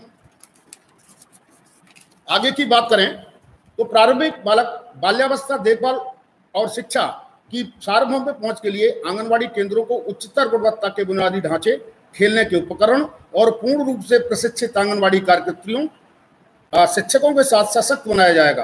प्रत्येक आंगनबाड़ी में समृद्ध शिक्षा के वातावरण के साथ अच्छी तरह से डिजाइन किया हुआ हवादार और बाल सुलभ निर्मित भवन होगा। आंगनबाड़ी केंद्रों में बच्चे गतिविधि से भरे पर्यटन करेंगे और अपने स्थानीय प्राथमिक स्कूलों के शिक्षकों और छात्रों से मिलेंगे, ताकि आंगनबाड़ी केंद्रों से प्राथमिक स्कूलों में संक्रमण को सुचारू बनाया जा सके। आंगनबाड़ियों को विद्यालय सुचारू बनाया जा सके। आंगनबाड़ियों को विद्यालयी अफसरों समूहों में पूरी तरह से एकीकृत किया जा सके और आंगनबाड़ी बच्चों, माता पिता और शिक्षकों को विद्यालय और विद्यालयी विभिन्न कार्यक्रमों में परस्पर भाग लेने के लिए आमंत्रित किया जाएगा। यह भी परिकल्पना की गई है कि 5 वर्ष की आयु से पहले हर बच्चा एक प्रारंभिक शिक्षा या बाल वाटिका जो कि कक्षा 1 से पहले होती है स्थानांतरित हो जाएगा, जिसमें एक ईसीसी योग शिक्षक तैयारी कक्षा में सीखने को मुख्य रूप से खेल आधारित शिक्षा पर आधारित होना चाहिए, जिसमें संज्ञानात्मक, भावनात्मक एवं शारीरिक क्षमताओं, प्रारंभिक साक्षरता और संख्या ज्ञान विकसित करने पर ध्यान केंद्रित किया जाएगा। एमडीएम अर्थात मध्याह्न भोजन कार्यक्रम को प्राथमिक विद्यालय के साथ साथ ध्यान केंद्रित किया जाएगा। एमडीएम अर्थात मध्याह्न भोजन कार्यक्रम को प्राथमिक विद्यालय के साथ साथ तैयारी कक्षा की निगरानी और जांच परीक्षण को आंगनबाड़ी व्यवस्था में उपलब्ध है उसे प्राथमिक विद्यालयों की तैयारी कक्षाओं के छात्रों को भी उपलब्ध कराया जाना चाहिए। और अब रहा कि प्रारंभिक बाल्यावस्था के समय या ईसीसी केंद्र में जो बच्चे पौध तैयार होती है उनको पढ़ाने के लिए शिक्षक की योग्यता क्या होनी चाहिए, प्रशिक्षण उनका क्या होना चाहिए। तो ईसीसी शिक्षकों को शुरुआती कैडर को तैयार करने के लिए आंगनबाड़ी कार्यकर्तियों शिक्षकों को एनसीईआरटी द्वारा विकसित पाठ्यक्रम शिक्षण शास्त्रीय फ्रेमवर्क के अनुसार एक व्यवस्थित तरीके से प्रशिक्षण दिया जाएगा। 10+2 और उससे अधिक योग्यता वाले आंगनबाड़ी कार्यकर्त्री अथवा शिक्षक को ईसीसी में 6 महीने का प्रमाण पत्र 10+2 और उससे अधिक योग्यता वाले आंगनबाड़ी कार्यकर्त्री अथवा शिक्षक को ईसीसी में 6 महीने का प्रमाण पत्र कार्यक्रम कराया जाएगा और कम शैक्षिक योग्यता रखने वालों को 1 वर्ष का डिप्लोमा कार्यक्रम कराया जाएगा, जिसमें प्रारंभिक साक्षरता, संख्या एवं ईसीसी के अन्य प्रासंगिक पहलुओं को भी शामिल किया जाएगा। इन कार्यक्रम को डिजिटल अथवा दूरदर्शन माध्यम से डीटीएच चैनलों के साथ साथ स्मार्टफोन के माध्यम से चलाया जा सकता है, जिसमें शिक्षकों को अपने वर्तमान कार्य में न्यूनतम व्यवधान के साथ ईसीसीई योग्यता प्राप्त करने में सहूलियत मिल सके। आंगनबाड़ी कार्यकर्तियों अथवा शिक्षकों को ईसीसी प्रशिक्षण को शिक्षा विभाग के क्लस्टर रिसोर्स सेंटर CRC द्वारा मेंटर किया जाएगा और निरंतर मूल्यांकन के लिए कम से कम एक मासिक कक्षा भी चलाएगा। और अंत में हमारे जो बहुत बड़े एजुकेशनिस्ट हुए हैं, उन्होंने ये DPP से लेकर सर्व शिक्षा अभियान और नई शिक्षा पॉलिसी 1986 से लेकर अद्यतन NEP तक बहुत सारी बातें कही। लेकिन एक हमारे बहुत अच्छे एजुकेशनिस्ट हुए हैं जो देश के द्वितीय राष्ट्रपति थे, डॉक्टर राधाकृष्णन, अगर उनके विचारों को मैं इसमें उद्धृत करूं तो मैं कहना चाहूंगा, शिक्षा का लक्ष्य है ज्ञान के प्रति समर्पण की भावना और निरंतर सीखते रहने की प्रवृत्ति। वह एक ऐसी प्रक्रिया है जो व्यक्ति को ज्ञान और कौशल दोनों प्रदान करती है तथा इसका जीवन में उपयोग करने का मार्ग प्रशस्त करती है। करुणा, प्रेम और श्रेष्ठ परंपराओं का विकास भी शिक्षा के उद्देश्य है। और अगर शिक्षकों के बारे में हम बातचीत करें, as you know very well, all types of path used to go from the premises of the primary, junior और pre school even to the president of India। तब मैं कहना चाहूंगा कि जब तक शिक्षक शिक्षा के प्रति समर्पित और प्रतिबद्ध नहीं होता और शिक्षा को एक मिशन नहीं मानता, तब तक अच्छी शिक्षा की कल्पना नहीं की जा सकती। विद्यालय, और एक बहुत ही अच्छे शब्दों में उन्होंने कभी कहा होगा शिक्षा के संदर्भ में कि विद्यालय जानकारी बेचने की दुकान नहीं है। विद्यालय जानकारी बेचने की दुकान नहीं है, वे ऐसे तीर्थ स्थल हैं जिनमें स्नान करने से व्यक्ति की बुद्धि, इच्छा और भावना का परिष्कार और आचरण का संस्कार होता है। विद्यालय बौद्धिक जीवन के देवालय हैं, उनकी आत्मा है ज्ञान का स्रोत और वे संस्कृत के तीर्थ हैं और स्वतंत्रता के दुर्ग। जय हिंद, जय भारत। बहुत बहुत धन्यवाद।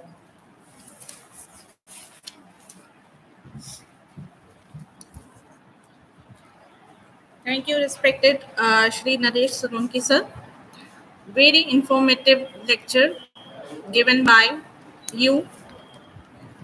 और यहाँ पर मैं ऐड करना चाहूँगी कि सर का ये फोटे रहा है कि बच्चों को कैसे खेल ही, और उनका एक बहुत बड़ा अनुभव रहा है इस फील्ड में। और डाइट का ये सौभाग्य है कि इतने अनुभवशाली लेक्चरर जो हैं हमारे साथ हैं, बच्चों की शिक्षा पर इतना फोकस शुरू से करके आए हैं। और हमेशा we are inspired when we see him while he is dealing with children, teaching them in a very playful manner. Now, once again, I thank Shri Naresh Singh Solanki sir. And now our next key speaker is respected Shri Shyam Babu Sharma sir, Pravakta Hindi from Diet Badaयूं. Now he is going to present an overview of NEP 2020. I hope, because he is truly an illuminated intellectual and he is a great orator. So I hope when he will be giving his lecture or when he will be giving his presentation, we are surely going to get an overview of the whole NEP 2020. Please welcome Shri Shyam Babu Sharma sir. I request Shri Shyam Babu Sharma sir, please come here and oblige us with your useful keynotes about NEP 2020.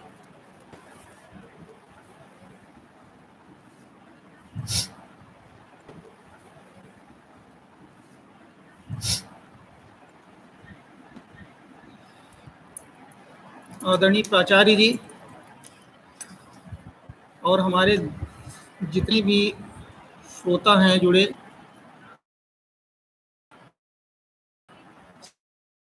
सभी को हमारी मंच संचालिका आदरणीय Azima madam को बहुत बहुत धन्यवाद, उन्होंने मुझे बुलाया। हम लोग यद्यपि इस पर सेमिनार भी कर चुके हैं और एक वेबिनार पहले भी आयोजित हो चुका है, बहुत से लोग जुड़े थे उस वेबिनार से, लेकिन आज इस वेबिनार में पुनः बहुत से लोगों का आमंत्रण भी है। यद्यपि शायद कुछ कम लोग जुड़ पाए हैं, लेकिन हमारे जो अधिकारी वर्ग जुड़े हों उन सभी को सादर नमन, क्योंकि जो इस YouTube चैनल से हम लोग ये अनुमान नहीं लगा सकते हैं कि कितने लोग कौन कौन जुड़े हैं। यदि हम देखें तो यद्यपि हमें पाठ्यक्रम और शिक्षण शास्त्र पर थोड़ी चर्चा करनी थी विशेष, किंतु हमारी आदरणीय अजीमा मैडम ने जैसा कहा तो थोड़ा हम शुरुआत से ही चलते हैं।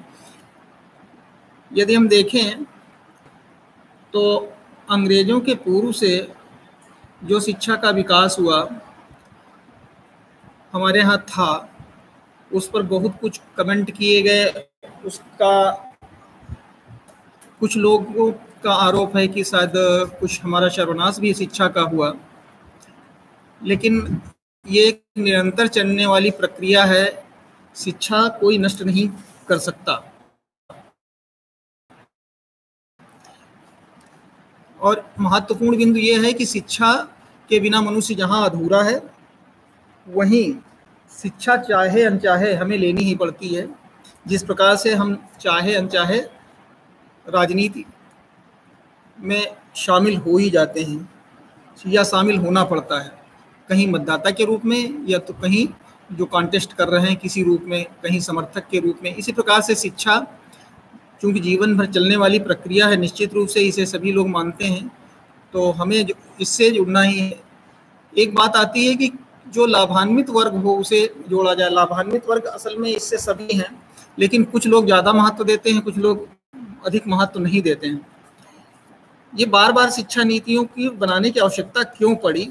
जैसा इस शिक्षा नीति की भी बात है कि हमारे नीति निर्माताओं ने, जो हमारे अभी माननीय प्रधानमंत्री जी हैं, हमारे केंद्रीय शिक्षा मंत्री हैं, MHRD के अंतर्गत जो हैं, और साथ ही हमारे आदरणीय माननीय मुख्यमंत्री जी भी जो हैं, सब लोग इस मामले में सजग हैं और एक खंड रखा कि हम आमूल चूल परिवर्तन चाहते हैं शिक्षा में।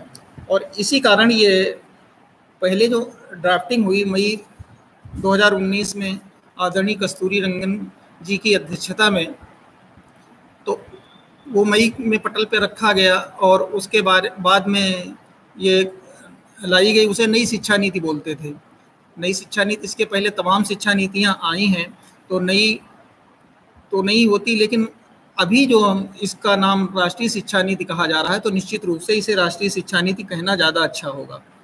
अब आमूल चूल परिवर्तन की आवश्यकता क्यों पड़ी? क्योंकि देखा ये जा रहा है कि जो हमारे स्टूडेंट्स निकल रहे हैं, जो हमारे छात्र निकल रहे हैं स्कूलों से, उनसे जो आशाएं थीं वो पूरी नहीं कर पा रहे हैं, या ये कह सकते हैं कि जो एक अच्छे नागरिक बनने की परिपाटी थी वो दिखाई नहीं दे रही। प्रायः आरोप हमारे शिक्षकों पर ये लगता है कि हम या तो अच्छा कार्य नहीं कर रहे हैं या फिर समाज में वो विध्वंसक लोग उत्पन्न हो रहे हैं, तो वहाँ पर भी कहीं ना कहीं शिक्षक का ही दोष है। इन सब बातों का ध्यान रखते हुए हम लोग जब विचार करते हैं तो हमें 4 चीज़ों की कम से कम आवश्यकता होती है। वो पहली चीज़ तो एक है कि कोई शिक्षार्थी होना चाहिए। उसके अतिरिक्त जो एक ट्रेडिशनल है कोई कोर्स होना चाहिए। उसके अतिरिक्त उस कोर्स में कुछ हमारे सहायक या कोर्स निर्माता भी होना चाहिए। साथ ही उन शिक्षकों के लिए भी कोई गाइडलाइंस होना चाहिए या गाइडेंस करने वाला होना चाहिए। इन सब की आवश्यकता पड़ती है। तो हम जब पाते हैं कि इन चीज़ों में कहीं ना कहीं सभी में कुछ ना कुछ कमी होगी, तभी तो ये स्थिति शिक्षा की बनी। तो हम अगर प्राचीन से हम बात करें तो हम देखते हैं कि सभी का उसमें योगदान रहता था। पिता का कर्तव्य डिसाइड करते हुए हमारे यहाँ कहा जाता था, माता शत्रु वित्ता वैरी एन बालो न पाठिता। ये माता पिता के कर्तव्य थे। यह भी कहा जाता था, पुत्रास विदयशीलै नियोज्या सततम बुधई।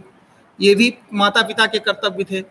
वहीं पर गुरु या शिक्षक को महत्व देते हुए कहा जाता था कि जनिता चोपनेता चा यस्तुम विद्या प्रयच्छति, अन्नदाता भयदाता पंचैते पितरा स्मृता। हमें पितरों की भांति संज्ञा दी गई, लेकिन ये कहाँ चला गया? आज हमारे जो स्कूलों के निकले हुए बच्चे हैं वो न तो शिक्षक को मानते हैं, न गुरुओं को मानते हैं, न माता पिता को मानते हैं, समाज के जो बड़े बूढ़े हैं उनको नहीं मानते हैं। यही सब देखा जा रहा। तो निश्चित रूप से ऐसा लगा कि हाँ, कहीं पर कुछ कमियां आई हैं जिन्हें दूर करना आवश्यक है। अगर हम इसे और देखें कि विद्यार्थियों के लिए भी कुछ नियम बनाए गए थे, आज भी नियम है और हर शिक्षा नीति में बनेंगे और बनना चाहिए। तो कहा गया काकचेष्टा बको ध्यानम, और भी कही कि उनके लिए क्या करना चाहिए, विद्यार्थियों के लिए समाज के कर्तव्य भी क्या कुछ होने चाहिए थे हमारे शिक्षार्थियों के लिए, हमारे विद्यार्थियों के लिए। तो कहा गया कि विद्यार्थी सेवका पंथा सुधारतो भय कातरा भांडारी प्रत्याहारी चा सप्त सुक्तान प्रबोधित, इन सातों को कातरा भांडारी प्रत्याहारी चा सप्त सुक्तान प्रबोधित, इन सातों को अगर सो रहे हो तो जगा देना चाहिए। अब इसी प्रकार से कई बार आता है कि हमारे कर्म, या ये कर्म छोटा है, ये कर्म अच्छा नहीं है, बड़ा नहीं है। असल में ये विद्याएं थी, हमारे यहाँ शिक्षा को विद्या भी कहा जाता रहा है, लेकिन विद्याएं बहुत सी हैं। शिक्षा भी इसी प्रकार से शिक्षा शास्त्र में तमाम चीज़ें जोड़ी गई हैं। लेकिन पहले जो कहा जाता था कि कौन कौन सी शिक्षा शास्त्र में तमाम चीज़ें जोड़ी गई हैं, लेकिन पहले जो कहा जाता था कि कौन कौन सी शिक्षाएं हैं, कौन कौन सी विद्याएं हैं और वो लोग कैसे होना चाहिए या उनके बारे में हमारी धारणा क्या होनी चाहिए, तो कहा गया लौकिकम वैदिकम व तथा आध्यात्मिक एवं आदित्य तो ज्ञानम तम पूर्वम अभिवादयत। ये भी सब कहा गया कि जो चाहे लौकिक ज्ञान दे रहा हो, चाहे आध्यात्मिक दे रहा हो, चाहे वैदिक ज्ञान दे रहा हो, लेकिन उनका हमें अभिवादन करना चाहिए, उनका स्वागत करना चाहिए। ये चीज भी कहीं खो गई। हमारे पढ़े लिखे शिक्षार्थी लोग, जो हमारे विद्यार्थी लोग हैं, आज पढ़े इसलिए घूम रहे हैं, बेरोजगारी की बात करते हैं, लेकिन उनको ये नहीं पता कि हम कुछ भी कार्य कर सकते हैं, लेकिन उस कार्य के लिए वो तैयार नहीं है। उनका तात्पर्य यह है कि हमने पढ़ा है, हम बाबू की गिरी करेंगे या सरकारी नौकरी प्राप्त करना ही उनका उद्देश्य हो गया। लेकिन हमारे यहाँ उनको भी महत्व दिया गया है। उन लौकिक जो हमें कर्म सिखाते हैं, जो लौकिक ज्ञान सिखाते हैं, जिससे हमारी आजीविका चलती है, जिससे हमारा गुजारा होता है, उनको भी महत्व देते हुए कहा गया कि नीचा दे उत्तमा विद्या, उत्तम विद्या जिससे भी हमें ग्रहण कर लेनी चाहिए। इन्हीं चीज़ों को ध्यान में रखते हुए सारी शिक्षा व्यवस्था हमारे यहाँ चल रही थी और सभी लोग अच्छे संस्कारित बच्चे निकलते थे। लेकिन अंग्रेजों ने, विशेषकर विलियम एडम्स ने 1830 में कहा कि भारतीय शिक्षा व्यवस्था बहुत ही गिरी हुई है, जहाँ केवल संस्कृत व्याकरण इत्यादि पढ़ाया जाता है और वहाँ मंदिर और वृक्ष के नीचे पूजा होती है। गर्मी में विद्यालय बंद कर दिए जाते हैं, फीस निर्धारण नहीं होता है। यहाँ पर एक बात महत्वपूर्ण है, शायद उन्होंने समझने की कोशिश नहीं की कि आज जो हम वेतन की बात करते हैं, संस्कृत में वेतन को दक्षिणा कहा जाता था। दक्षिणा पहले भी मिलती थी, आज उसका नाम परिवर्तित हो गया। अर्थ अगर देखें तो दक्षिणा का तात्पर्य ही वेतन हुआ करता था, तो वो मिलता था। लेकिन हाँ, ये स्वैच्छिक था, अपनी इच्छा के हिसाब से भी था, अपनी सामर्थ्य के हिसाब से भी था, शायद उन्होंने समझा नहीं। लेकिन यहाँ पर बात ये नहीं है, क्योंकि उनके राजनीतिक उद्देश्य है, इसीलिए उन्होंने आरोप लगाया। लेकिन अगर हम इंग्लैंड की शिक्षा व्यवस्था देखें तो वहाँ 12वीं शताब्दी से ही पोप के अंडर में और क्रिश्चियनिटी के अंडर में शिक्षा संस्थाएं रहती थी और ज़्यादातर संभ्रांत लोग भी उन्हीं में रहते थे। लेकिन ये सब चलता रहा, मैं उस पर बहुत ज़्यादा चर्चा नहीं करना चाहता हूँ। लेकिन ये जरूर हुआ, जब हमारे यहाँ मांगे उठी, उन्होंने आरोप लगाया, तो फिर प्राच्य पाश्चात्य विवाद भी उत्पन्न हुआ। प्राच्य पाश्चात्य विवाद में भी उनकी जिसको हम दोगली नीति कह सकते हैं, वो भी उभर करके सामने आई। धीरे धीरे चलता रहा, लेकिन इसमें बहुत से लोगों का योगदान रहा, जहाँ से बढ़कर धीरे धीरे आया। सार्जेंट कमीशन रहा हो, चाहे हंटर कमीशन रहा हो, वुड डिस्पैच रहा हो, हमारे कोठारी आयोग 1864 से 67 वाला रहा हो, 1992 एजुकेशन जो जब नहीं हुआ, 1986 फिर 1992, उसके बाद में NCF 2005, RT 2009, लेकिन अंत में निकल करके हमारी RT 2009, लेकिन अंत में निकल करके हमारी ये जो नई शिक्षा नीति आई, तो 2009, लेकिन अंत में निकल करके हमारी ये जो नई शिक्षा नीति आई, तो इसमें जो हमारे विचारक थे, उसमें जो हमारे विचारक हैं, उन्होंने जो बिंदु रखे वो बहुत ध्यान देने जाए कि बार बार वही कहना कि हम शिक्षा व्यवस्था में आमूलचूल परिवर्तन करना चाहते हैं। तो आमूलचूल परिवर्तन किस लिए? यही चीजें जो हैं ये आए, ये पुनः आए। तो हम देखते हैं बहुत अच्छी शिक्षा नीति है इस मामले में कि जिसमें हमारे पूर्ववर्ती संस्कारों से जोड़ करके आज के तकनीकी ज्ञान, डिजिटलाइजेशन तक पर ध्यान दिया गया है और निश्चित रूप से हमें समय के हिसाब से अगर हम चलेंगे नहीं तो हम सफल नहीं हो सकते। यहाँ अब चूंकि ग्लोबलाइजेशन की बात हो रही, वैश्वीकरण की बात हो रही है, तो हमारी नई शिक्षा नीति उसमें भी सफल होगी, ऐसा पूर्ण विश्वास है। यही सब ध्यान में रखते हुए इस राष्ट्रीय शिक्षा नीति 2020 का जो विकास किया गया, उसमें हम देखें एक उद्देश्य रखे गए कि 2022 तक शिक्षा क्रम और शिक्षण शास्त्र में आमूलचूल परिवर्तन हम करेंगे। 2030 तक हमारी शिक्षा व्यवस्था वैश्वीकरण के परिप्रेक्ष्य में निश्चित रूप से सबसे टक्कर लेती हुई होगी, बल्कि एक शिक्षा शास्त्र में हम महाशक्ति बनेंगे। इन उद्देश्यों को रख करके इस शिक्षा शास्त्र का निर्माण किया गया। अब जो इसके उद्देश्य है उसमें मुख्य था कि 21वीं सदी में आवश्यक ज्ञान, मूल्य, रुझान, हुनर व कौशल जैसे तार्किक चिंतन, सृजनात्मकता, वैज्ञानिक सोच, संवाद व सहयोग की क्षमता, नैतिक चिंतन, बहुभाषिकता, सामाजिक जिम्मेदारी, डिजिटल साक्षरता को बढ़ावा दिया जा सके, हमारी शिक्षा व्यवस्था ऐसी हो। और उसी को ध्यान में रखते हुए अभी आपने देखा होगा कि शुरुआत हमारे यहाँ आंगनबाड़ी के विषय में अभी चर्चा हुई, जिसको ECCE कहते हैं। साथ में ड्रॉप आउट क्यों हो रहा है, उन कमियों पर भी प्रकाश डाला गया। उनके विषय में मैं बहुत चर्चा नहीं करूंगा, लेकिन वित्तीय संसाधनों की बात थोड़ी जरूर मुझे कहना है।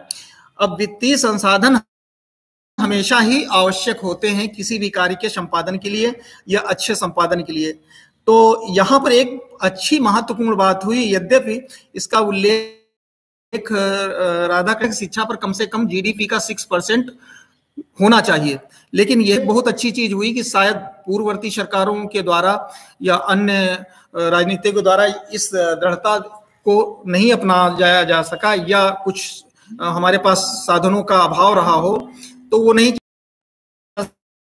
सका। इस नई शिक्षा नीति में भी और कि हमारी ट्रिलियन पार कर जाएगी, जो USA और चाइना के बाद तीसरे नंबर की होगी। इसीलिए एक दृढ़ता के साथ लेकर के बढ़े हैं। और एक बात और महत्वपूर्ण यह है कि जो चीजें पहले भी हो जानी चाहिए थी, ऐसी कोई बात नहीं है, शायद साधनों के अभाव में नहीं हो पाया, वो चीजें दृढ़ता के साथ रखी जाए। जैसे सन 2002 में 86वां संविधान संशोधन हुआ। सन 2002 में 86वां जो संविधान संशोधन हुआ, उसमें जो हमारे नीति निर्देशक सिद्धांतों में था कि 6 से 14 वर्ष के बालकों को निःशुल्क शिक्षा दी जाए, लेकिन उसको कानून बना दिया गया कि निश्चित रूप से अब उनको शिक्षा की मुख्य धारा में लाया जाएगा और अनिवार्य और मुफ्त शिक्षा दी जाएगी। ये 2002 में हुआ। खैर, संयोग से 2002 में भी किसकी सरकार थी भी हम समझते हैं। बात दृढ़ता की आती, इसीलिए मैं समझता हूं कि ये दृढ़ता से चूंकि लागू भी हो गया, अभी आंगनबाड़ी वाला जो शुरुआत की प्रॉब्लम है, समस्या है, वो लागू कर दिया गया। तो हम देखें कि इसमें मुख्य जो बिंदु हैं वो कौन कौन से हो सकते हैं और कौन कौन से नई शिक्षा नीति में दिए गए हैं। इसके लिए जैसा हमने चर्चा की कि शिक्षक चाहिए, शिक्षार्थी चाहिए, कक्षा भी चाहिए, कोर्स भी चाहिए और इसमें सहयोगी भी चाहिए। इन्हीं चीजों की कमी जो पड़ रही थी, उसको ध्यान में रखते हुए सभी चीजों पर, बिंदुओं पर विचार करते हुए इस कोर्स को 4 भागों में बांटा गया। जो हमारी शिक्षा है 12वीं तक, उसकी चर्चा हम लोग करेंगे कि 5+3+3+4 की बात की गई है, जिसमें फाउंडेशनल स्टेज है जो 5 वर्ष की है। 3 साल से शुरू करेंगे बच्चे, तो इसको फाउंडेशनल स्टेज इसलिए या बुनियादी अवस्था इसलिए कही गई कि इसको ECCE में अर्ली चाइल्ड केयरहुड एजुकेशन, अर्थात ये प्रारंभिक बाल्यावस्था शिक्षा, बच्चों को प्रिपरेटरी स्टेज है, इनमें तैयार करना है बच्चों को शिक्षा में प्रवेश के लिए। इसको ग्रेड 1-2 भी कहा गया। तो ये 3 to 5 years मतलब 5 साल तक के लिए है। उसके बाद में प्रिपरेटरी और लेट प्राइमरी कहा गया, 3 से लेकर के 3, 4, 5 कक्षाएं जिनको प्राथमिक अवस्था कहा गया। फिर मिडिल और अपर प्राइमरी ग्रेड 6, 7, 8 कहा गया। हायर और सेकेंडरी उस अब कहा उच्च शिक्षा, जिसमें 9, 10, 11, 12 ये 12 ग्रेड बनाई गई या 4 इसके पार्ट किए गए हैं। एक बहुत ही अच्छी नीति है। पहले 10+2+ हुआ करता था, लेकिन उसको थोड़ा सा चेंजेस आए हैं, क्योंकि इस शिक्षा व्यवस्था को में जो महत्वपूर्ण पहलू आप लोगों ने देखा, जो बच्चे छोटे छोटे थे उन पर ध्यान नहीं दिया जाता था, चूंकि कानून बन गया तो अब उनको भी जोड़ा गया। और एक इसकी खूबसूरत बात यह हुई कि 12th तक को इसके दायरे में लाया गया, 1 to 12 तक को भी इसके दायरे में लाया गया। एक इसमें बहुत अच्छी चीज हुई। तो 2 चीजें बहुत महत्वपूर्ण हुई। एक तो ईसीसी को इसमें लाया गया जिस पर ध्यान दिया जाएगा, और ईसीसी पर भी विशेष हम चर्चा भी नहीं करें, लेकिन इसका एक बिंदु है जिसपे अभी आप सुन चुके हैं कि इसके लिए कितना ज्यादा महत्व दिया जा रहा है। अब एक बात आती है, जैसा मैंने कहा कोर्स कैसा होना चाहिए, चूंकि कोर्स भी होना चाहिए तो एक लचीलापन कोर्स में होगा, उसके साथ में विज्ञान व कला में कोई विभाजन नहीं होगा। हम लोग शायद थोड़ा सा अनलकी रहे कि उस समय हम जब सोचते थे कि हम सब चीज पढ़ सकें या हम इच्छा के हिसाब से पढ़ सकें, तो ऐसा होता नहीं था, सुविधाएं नहीं होती थी। आज सरकार इन पर ध्यान देगी निश्चित रूप से, ऐसा कहा गया है और उस पर कार्य भी चलना शुरू हो गया है। तो अब जो हमारे नए बच्चे हैं उनमें एक लिबर्टी होगी कि वो कुछ भी चुन सकते हैं। हमारे में क्षमता होने के बावजूद हम लोगों में हम नहीं कर पाते थे, या कुछ नहीं ऐसा था, नहीं थी या कानूनन ऐसा नहीं था। वो भी एक इस राष्ट्रीय शिक्षा नीति की महत्वपूर्ण विशेषता है, ये बहुत अच्छा रहेगा। और एक चीज और है, हम लोग भी कभी पछताते थे कि भाषा का कोई काम नहीं है। इस नई शिक्षा नीति में भाषा पर विशेष ध्यान दिया गया है। शायद ऐसा सोचा गया कि भाषा में अगर पिछड़ गया तो सभी विषयों में पिछड़ जाएगा। इस पर यह चीज बहुत महत्वपूर्ण हुई। तो सभी प्रकार की भाषाओं को इसमें सम्मान देते हुए सभी प्रकार की भाषा के शिक्षकों को अत्यधिक सम्मान दिया गया है, और उनके भर्ती और उनकी कमी की पूर्ति का भी आश्वासन दिया गया है। इसी साथ में भारत की शास्त्रीय भाषाएं जो हैं उन पर भी बहुत ज्यादा ध्यान दिया जाएगा। उनके लिए अनुवादकों की भर्ती और सामाजिक वंचित समूह पर विशेष ध्यान दिया जाएगा। ये भी हमारी नई शिक्षा नीति में विशेष बातें कही गई हैं। थोड़ा सा सेटअप चूंकि इसके लिए जरूरी है कि जब इतने सारे बदलाव आएंगे तो सेटअप में भी बदलाव आएगा। सेटअप का तात्पर्य यह है कि जो हमारे कोर्स बनाने वाले हैं, कोर्स निर्माता हैं, उनकी भी दायित्व भी बढ़ेंगे, उनके जिम्मेदारियां भी दी जाएंगी। ऐसे ही शिक्षकों के भी दायित्व भी बढ़ाने की बात है और उनको जिम्मेदारी के साथ में ही आगे बढ़ाने की बात है। वहीं पर एक निष्पक्ष और पारदर्शी प्रणाली लाने की बात है। ये सारी अच्छाइयां इस नई शिक्षा नीति में हैं। मूक बधिरों के लिए भी इस पर काम होना है। सेकेंडरी में विदेशी भाषाओं की बात कही गई है और सेकेंडरी में साहित्य भाषा की शुरुआत करने की भी बात कही गई है। डिप्लोमा कर सकते हैं भाषाओं में, वो 6 से 8 में भी शुरुआत हो जाएगी। कम से कम एक भाषा में 2 वर्षीय, ऐसे ही शास्त्रीय भाषाओं में 2 वर्षीय कोर्स की भी बात कही गई। यही सब इस नई शिक्षा नीति की बहुत विशेषताएं हैं। समय अत्यधिक हो गया है, अतः क्षमा करें। और अब मैं अपनी बात समाप्त करते हुए इस मंच संचालन की व्यवस्था देख रही है आदरणीय आजीमा मैडम को पुनः मैं निवेदन करूंगा कि वो आगे की कार्रवाई देखें। धन्यवाद सब लोगों को। हाँ।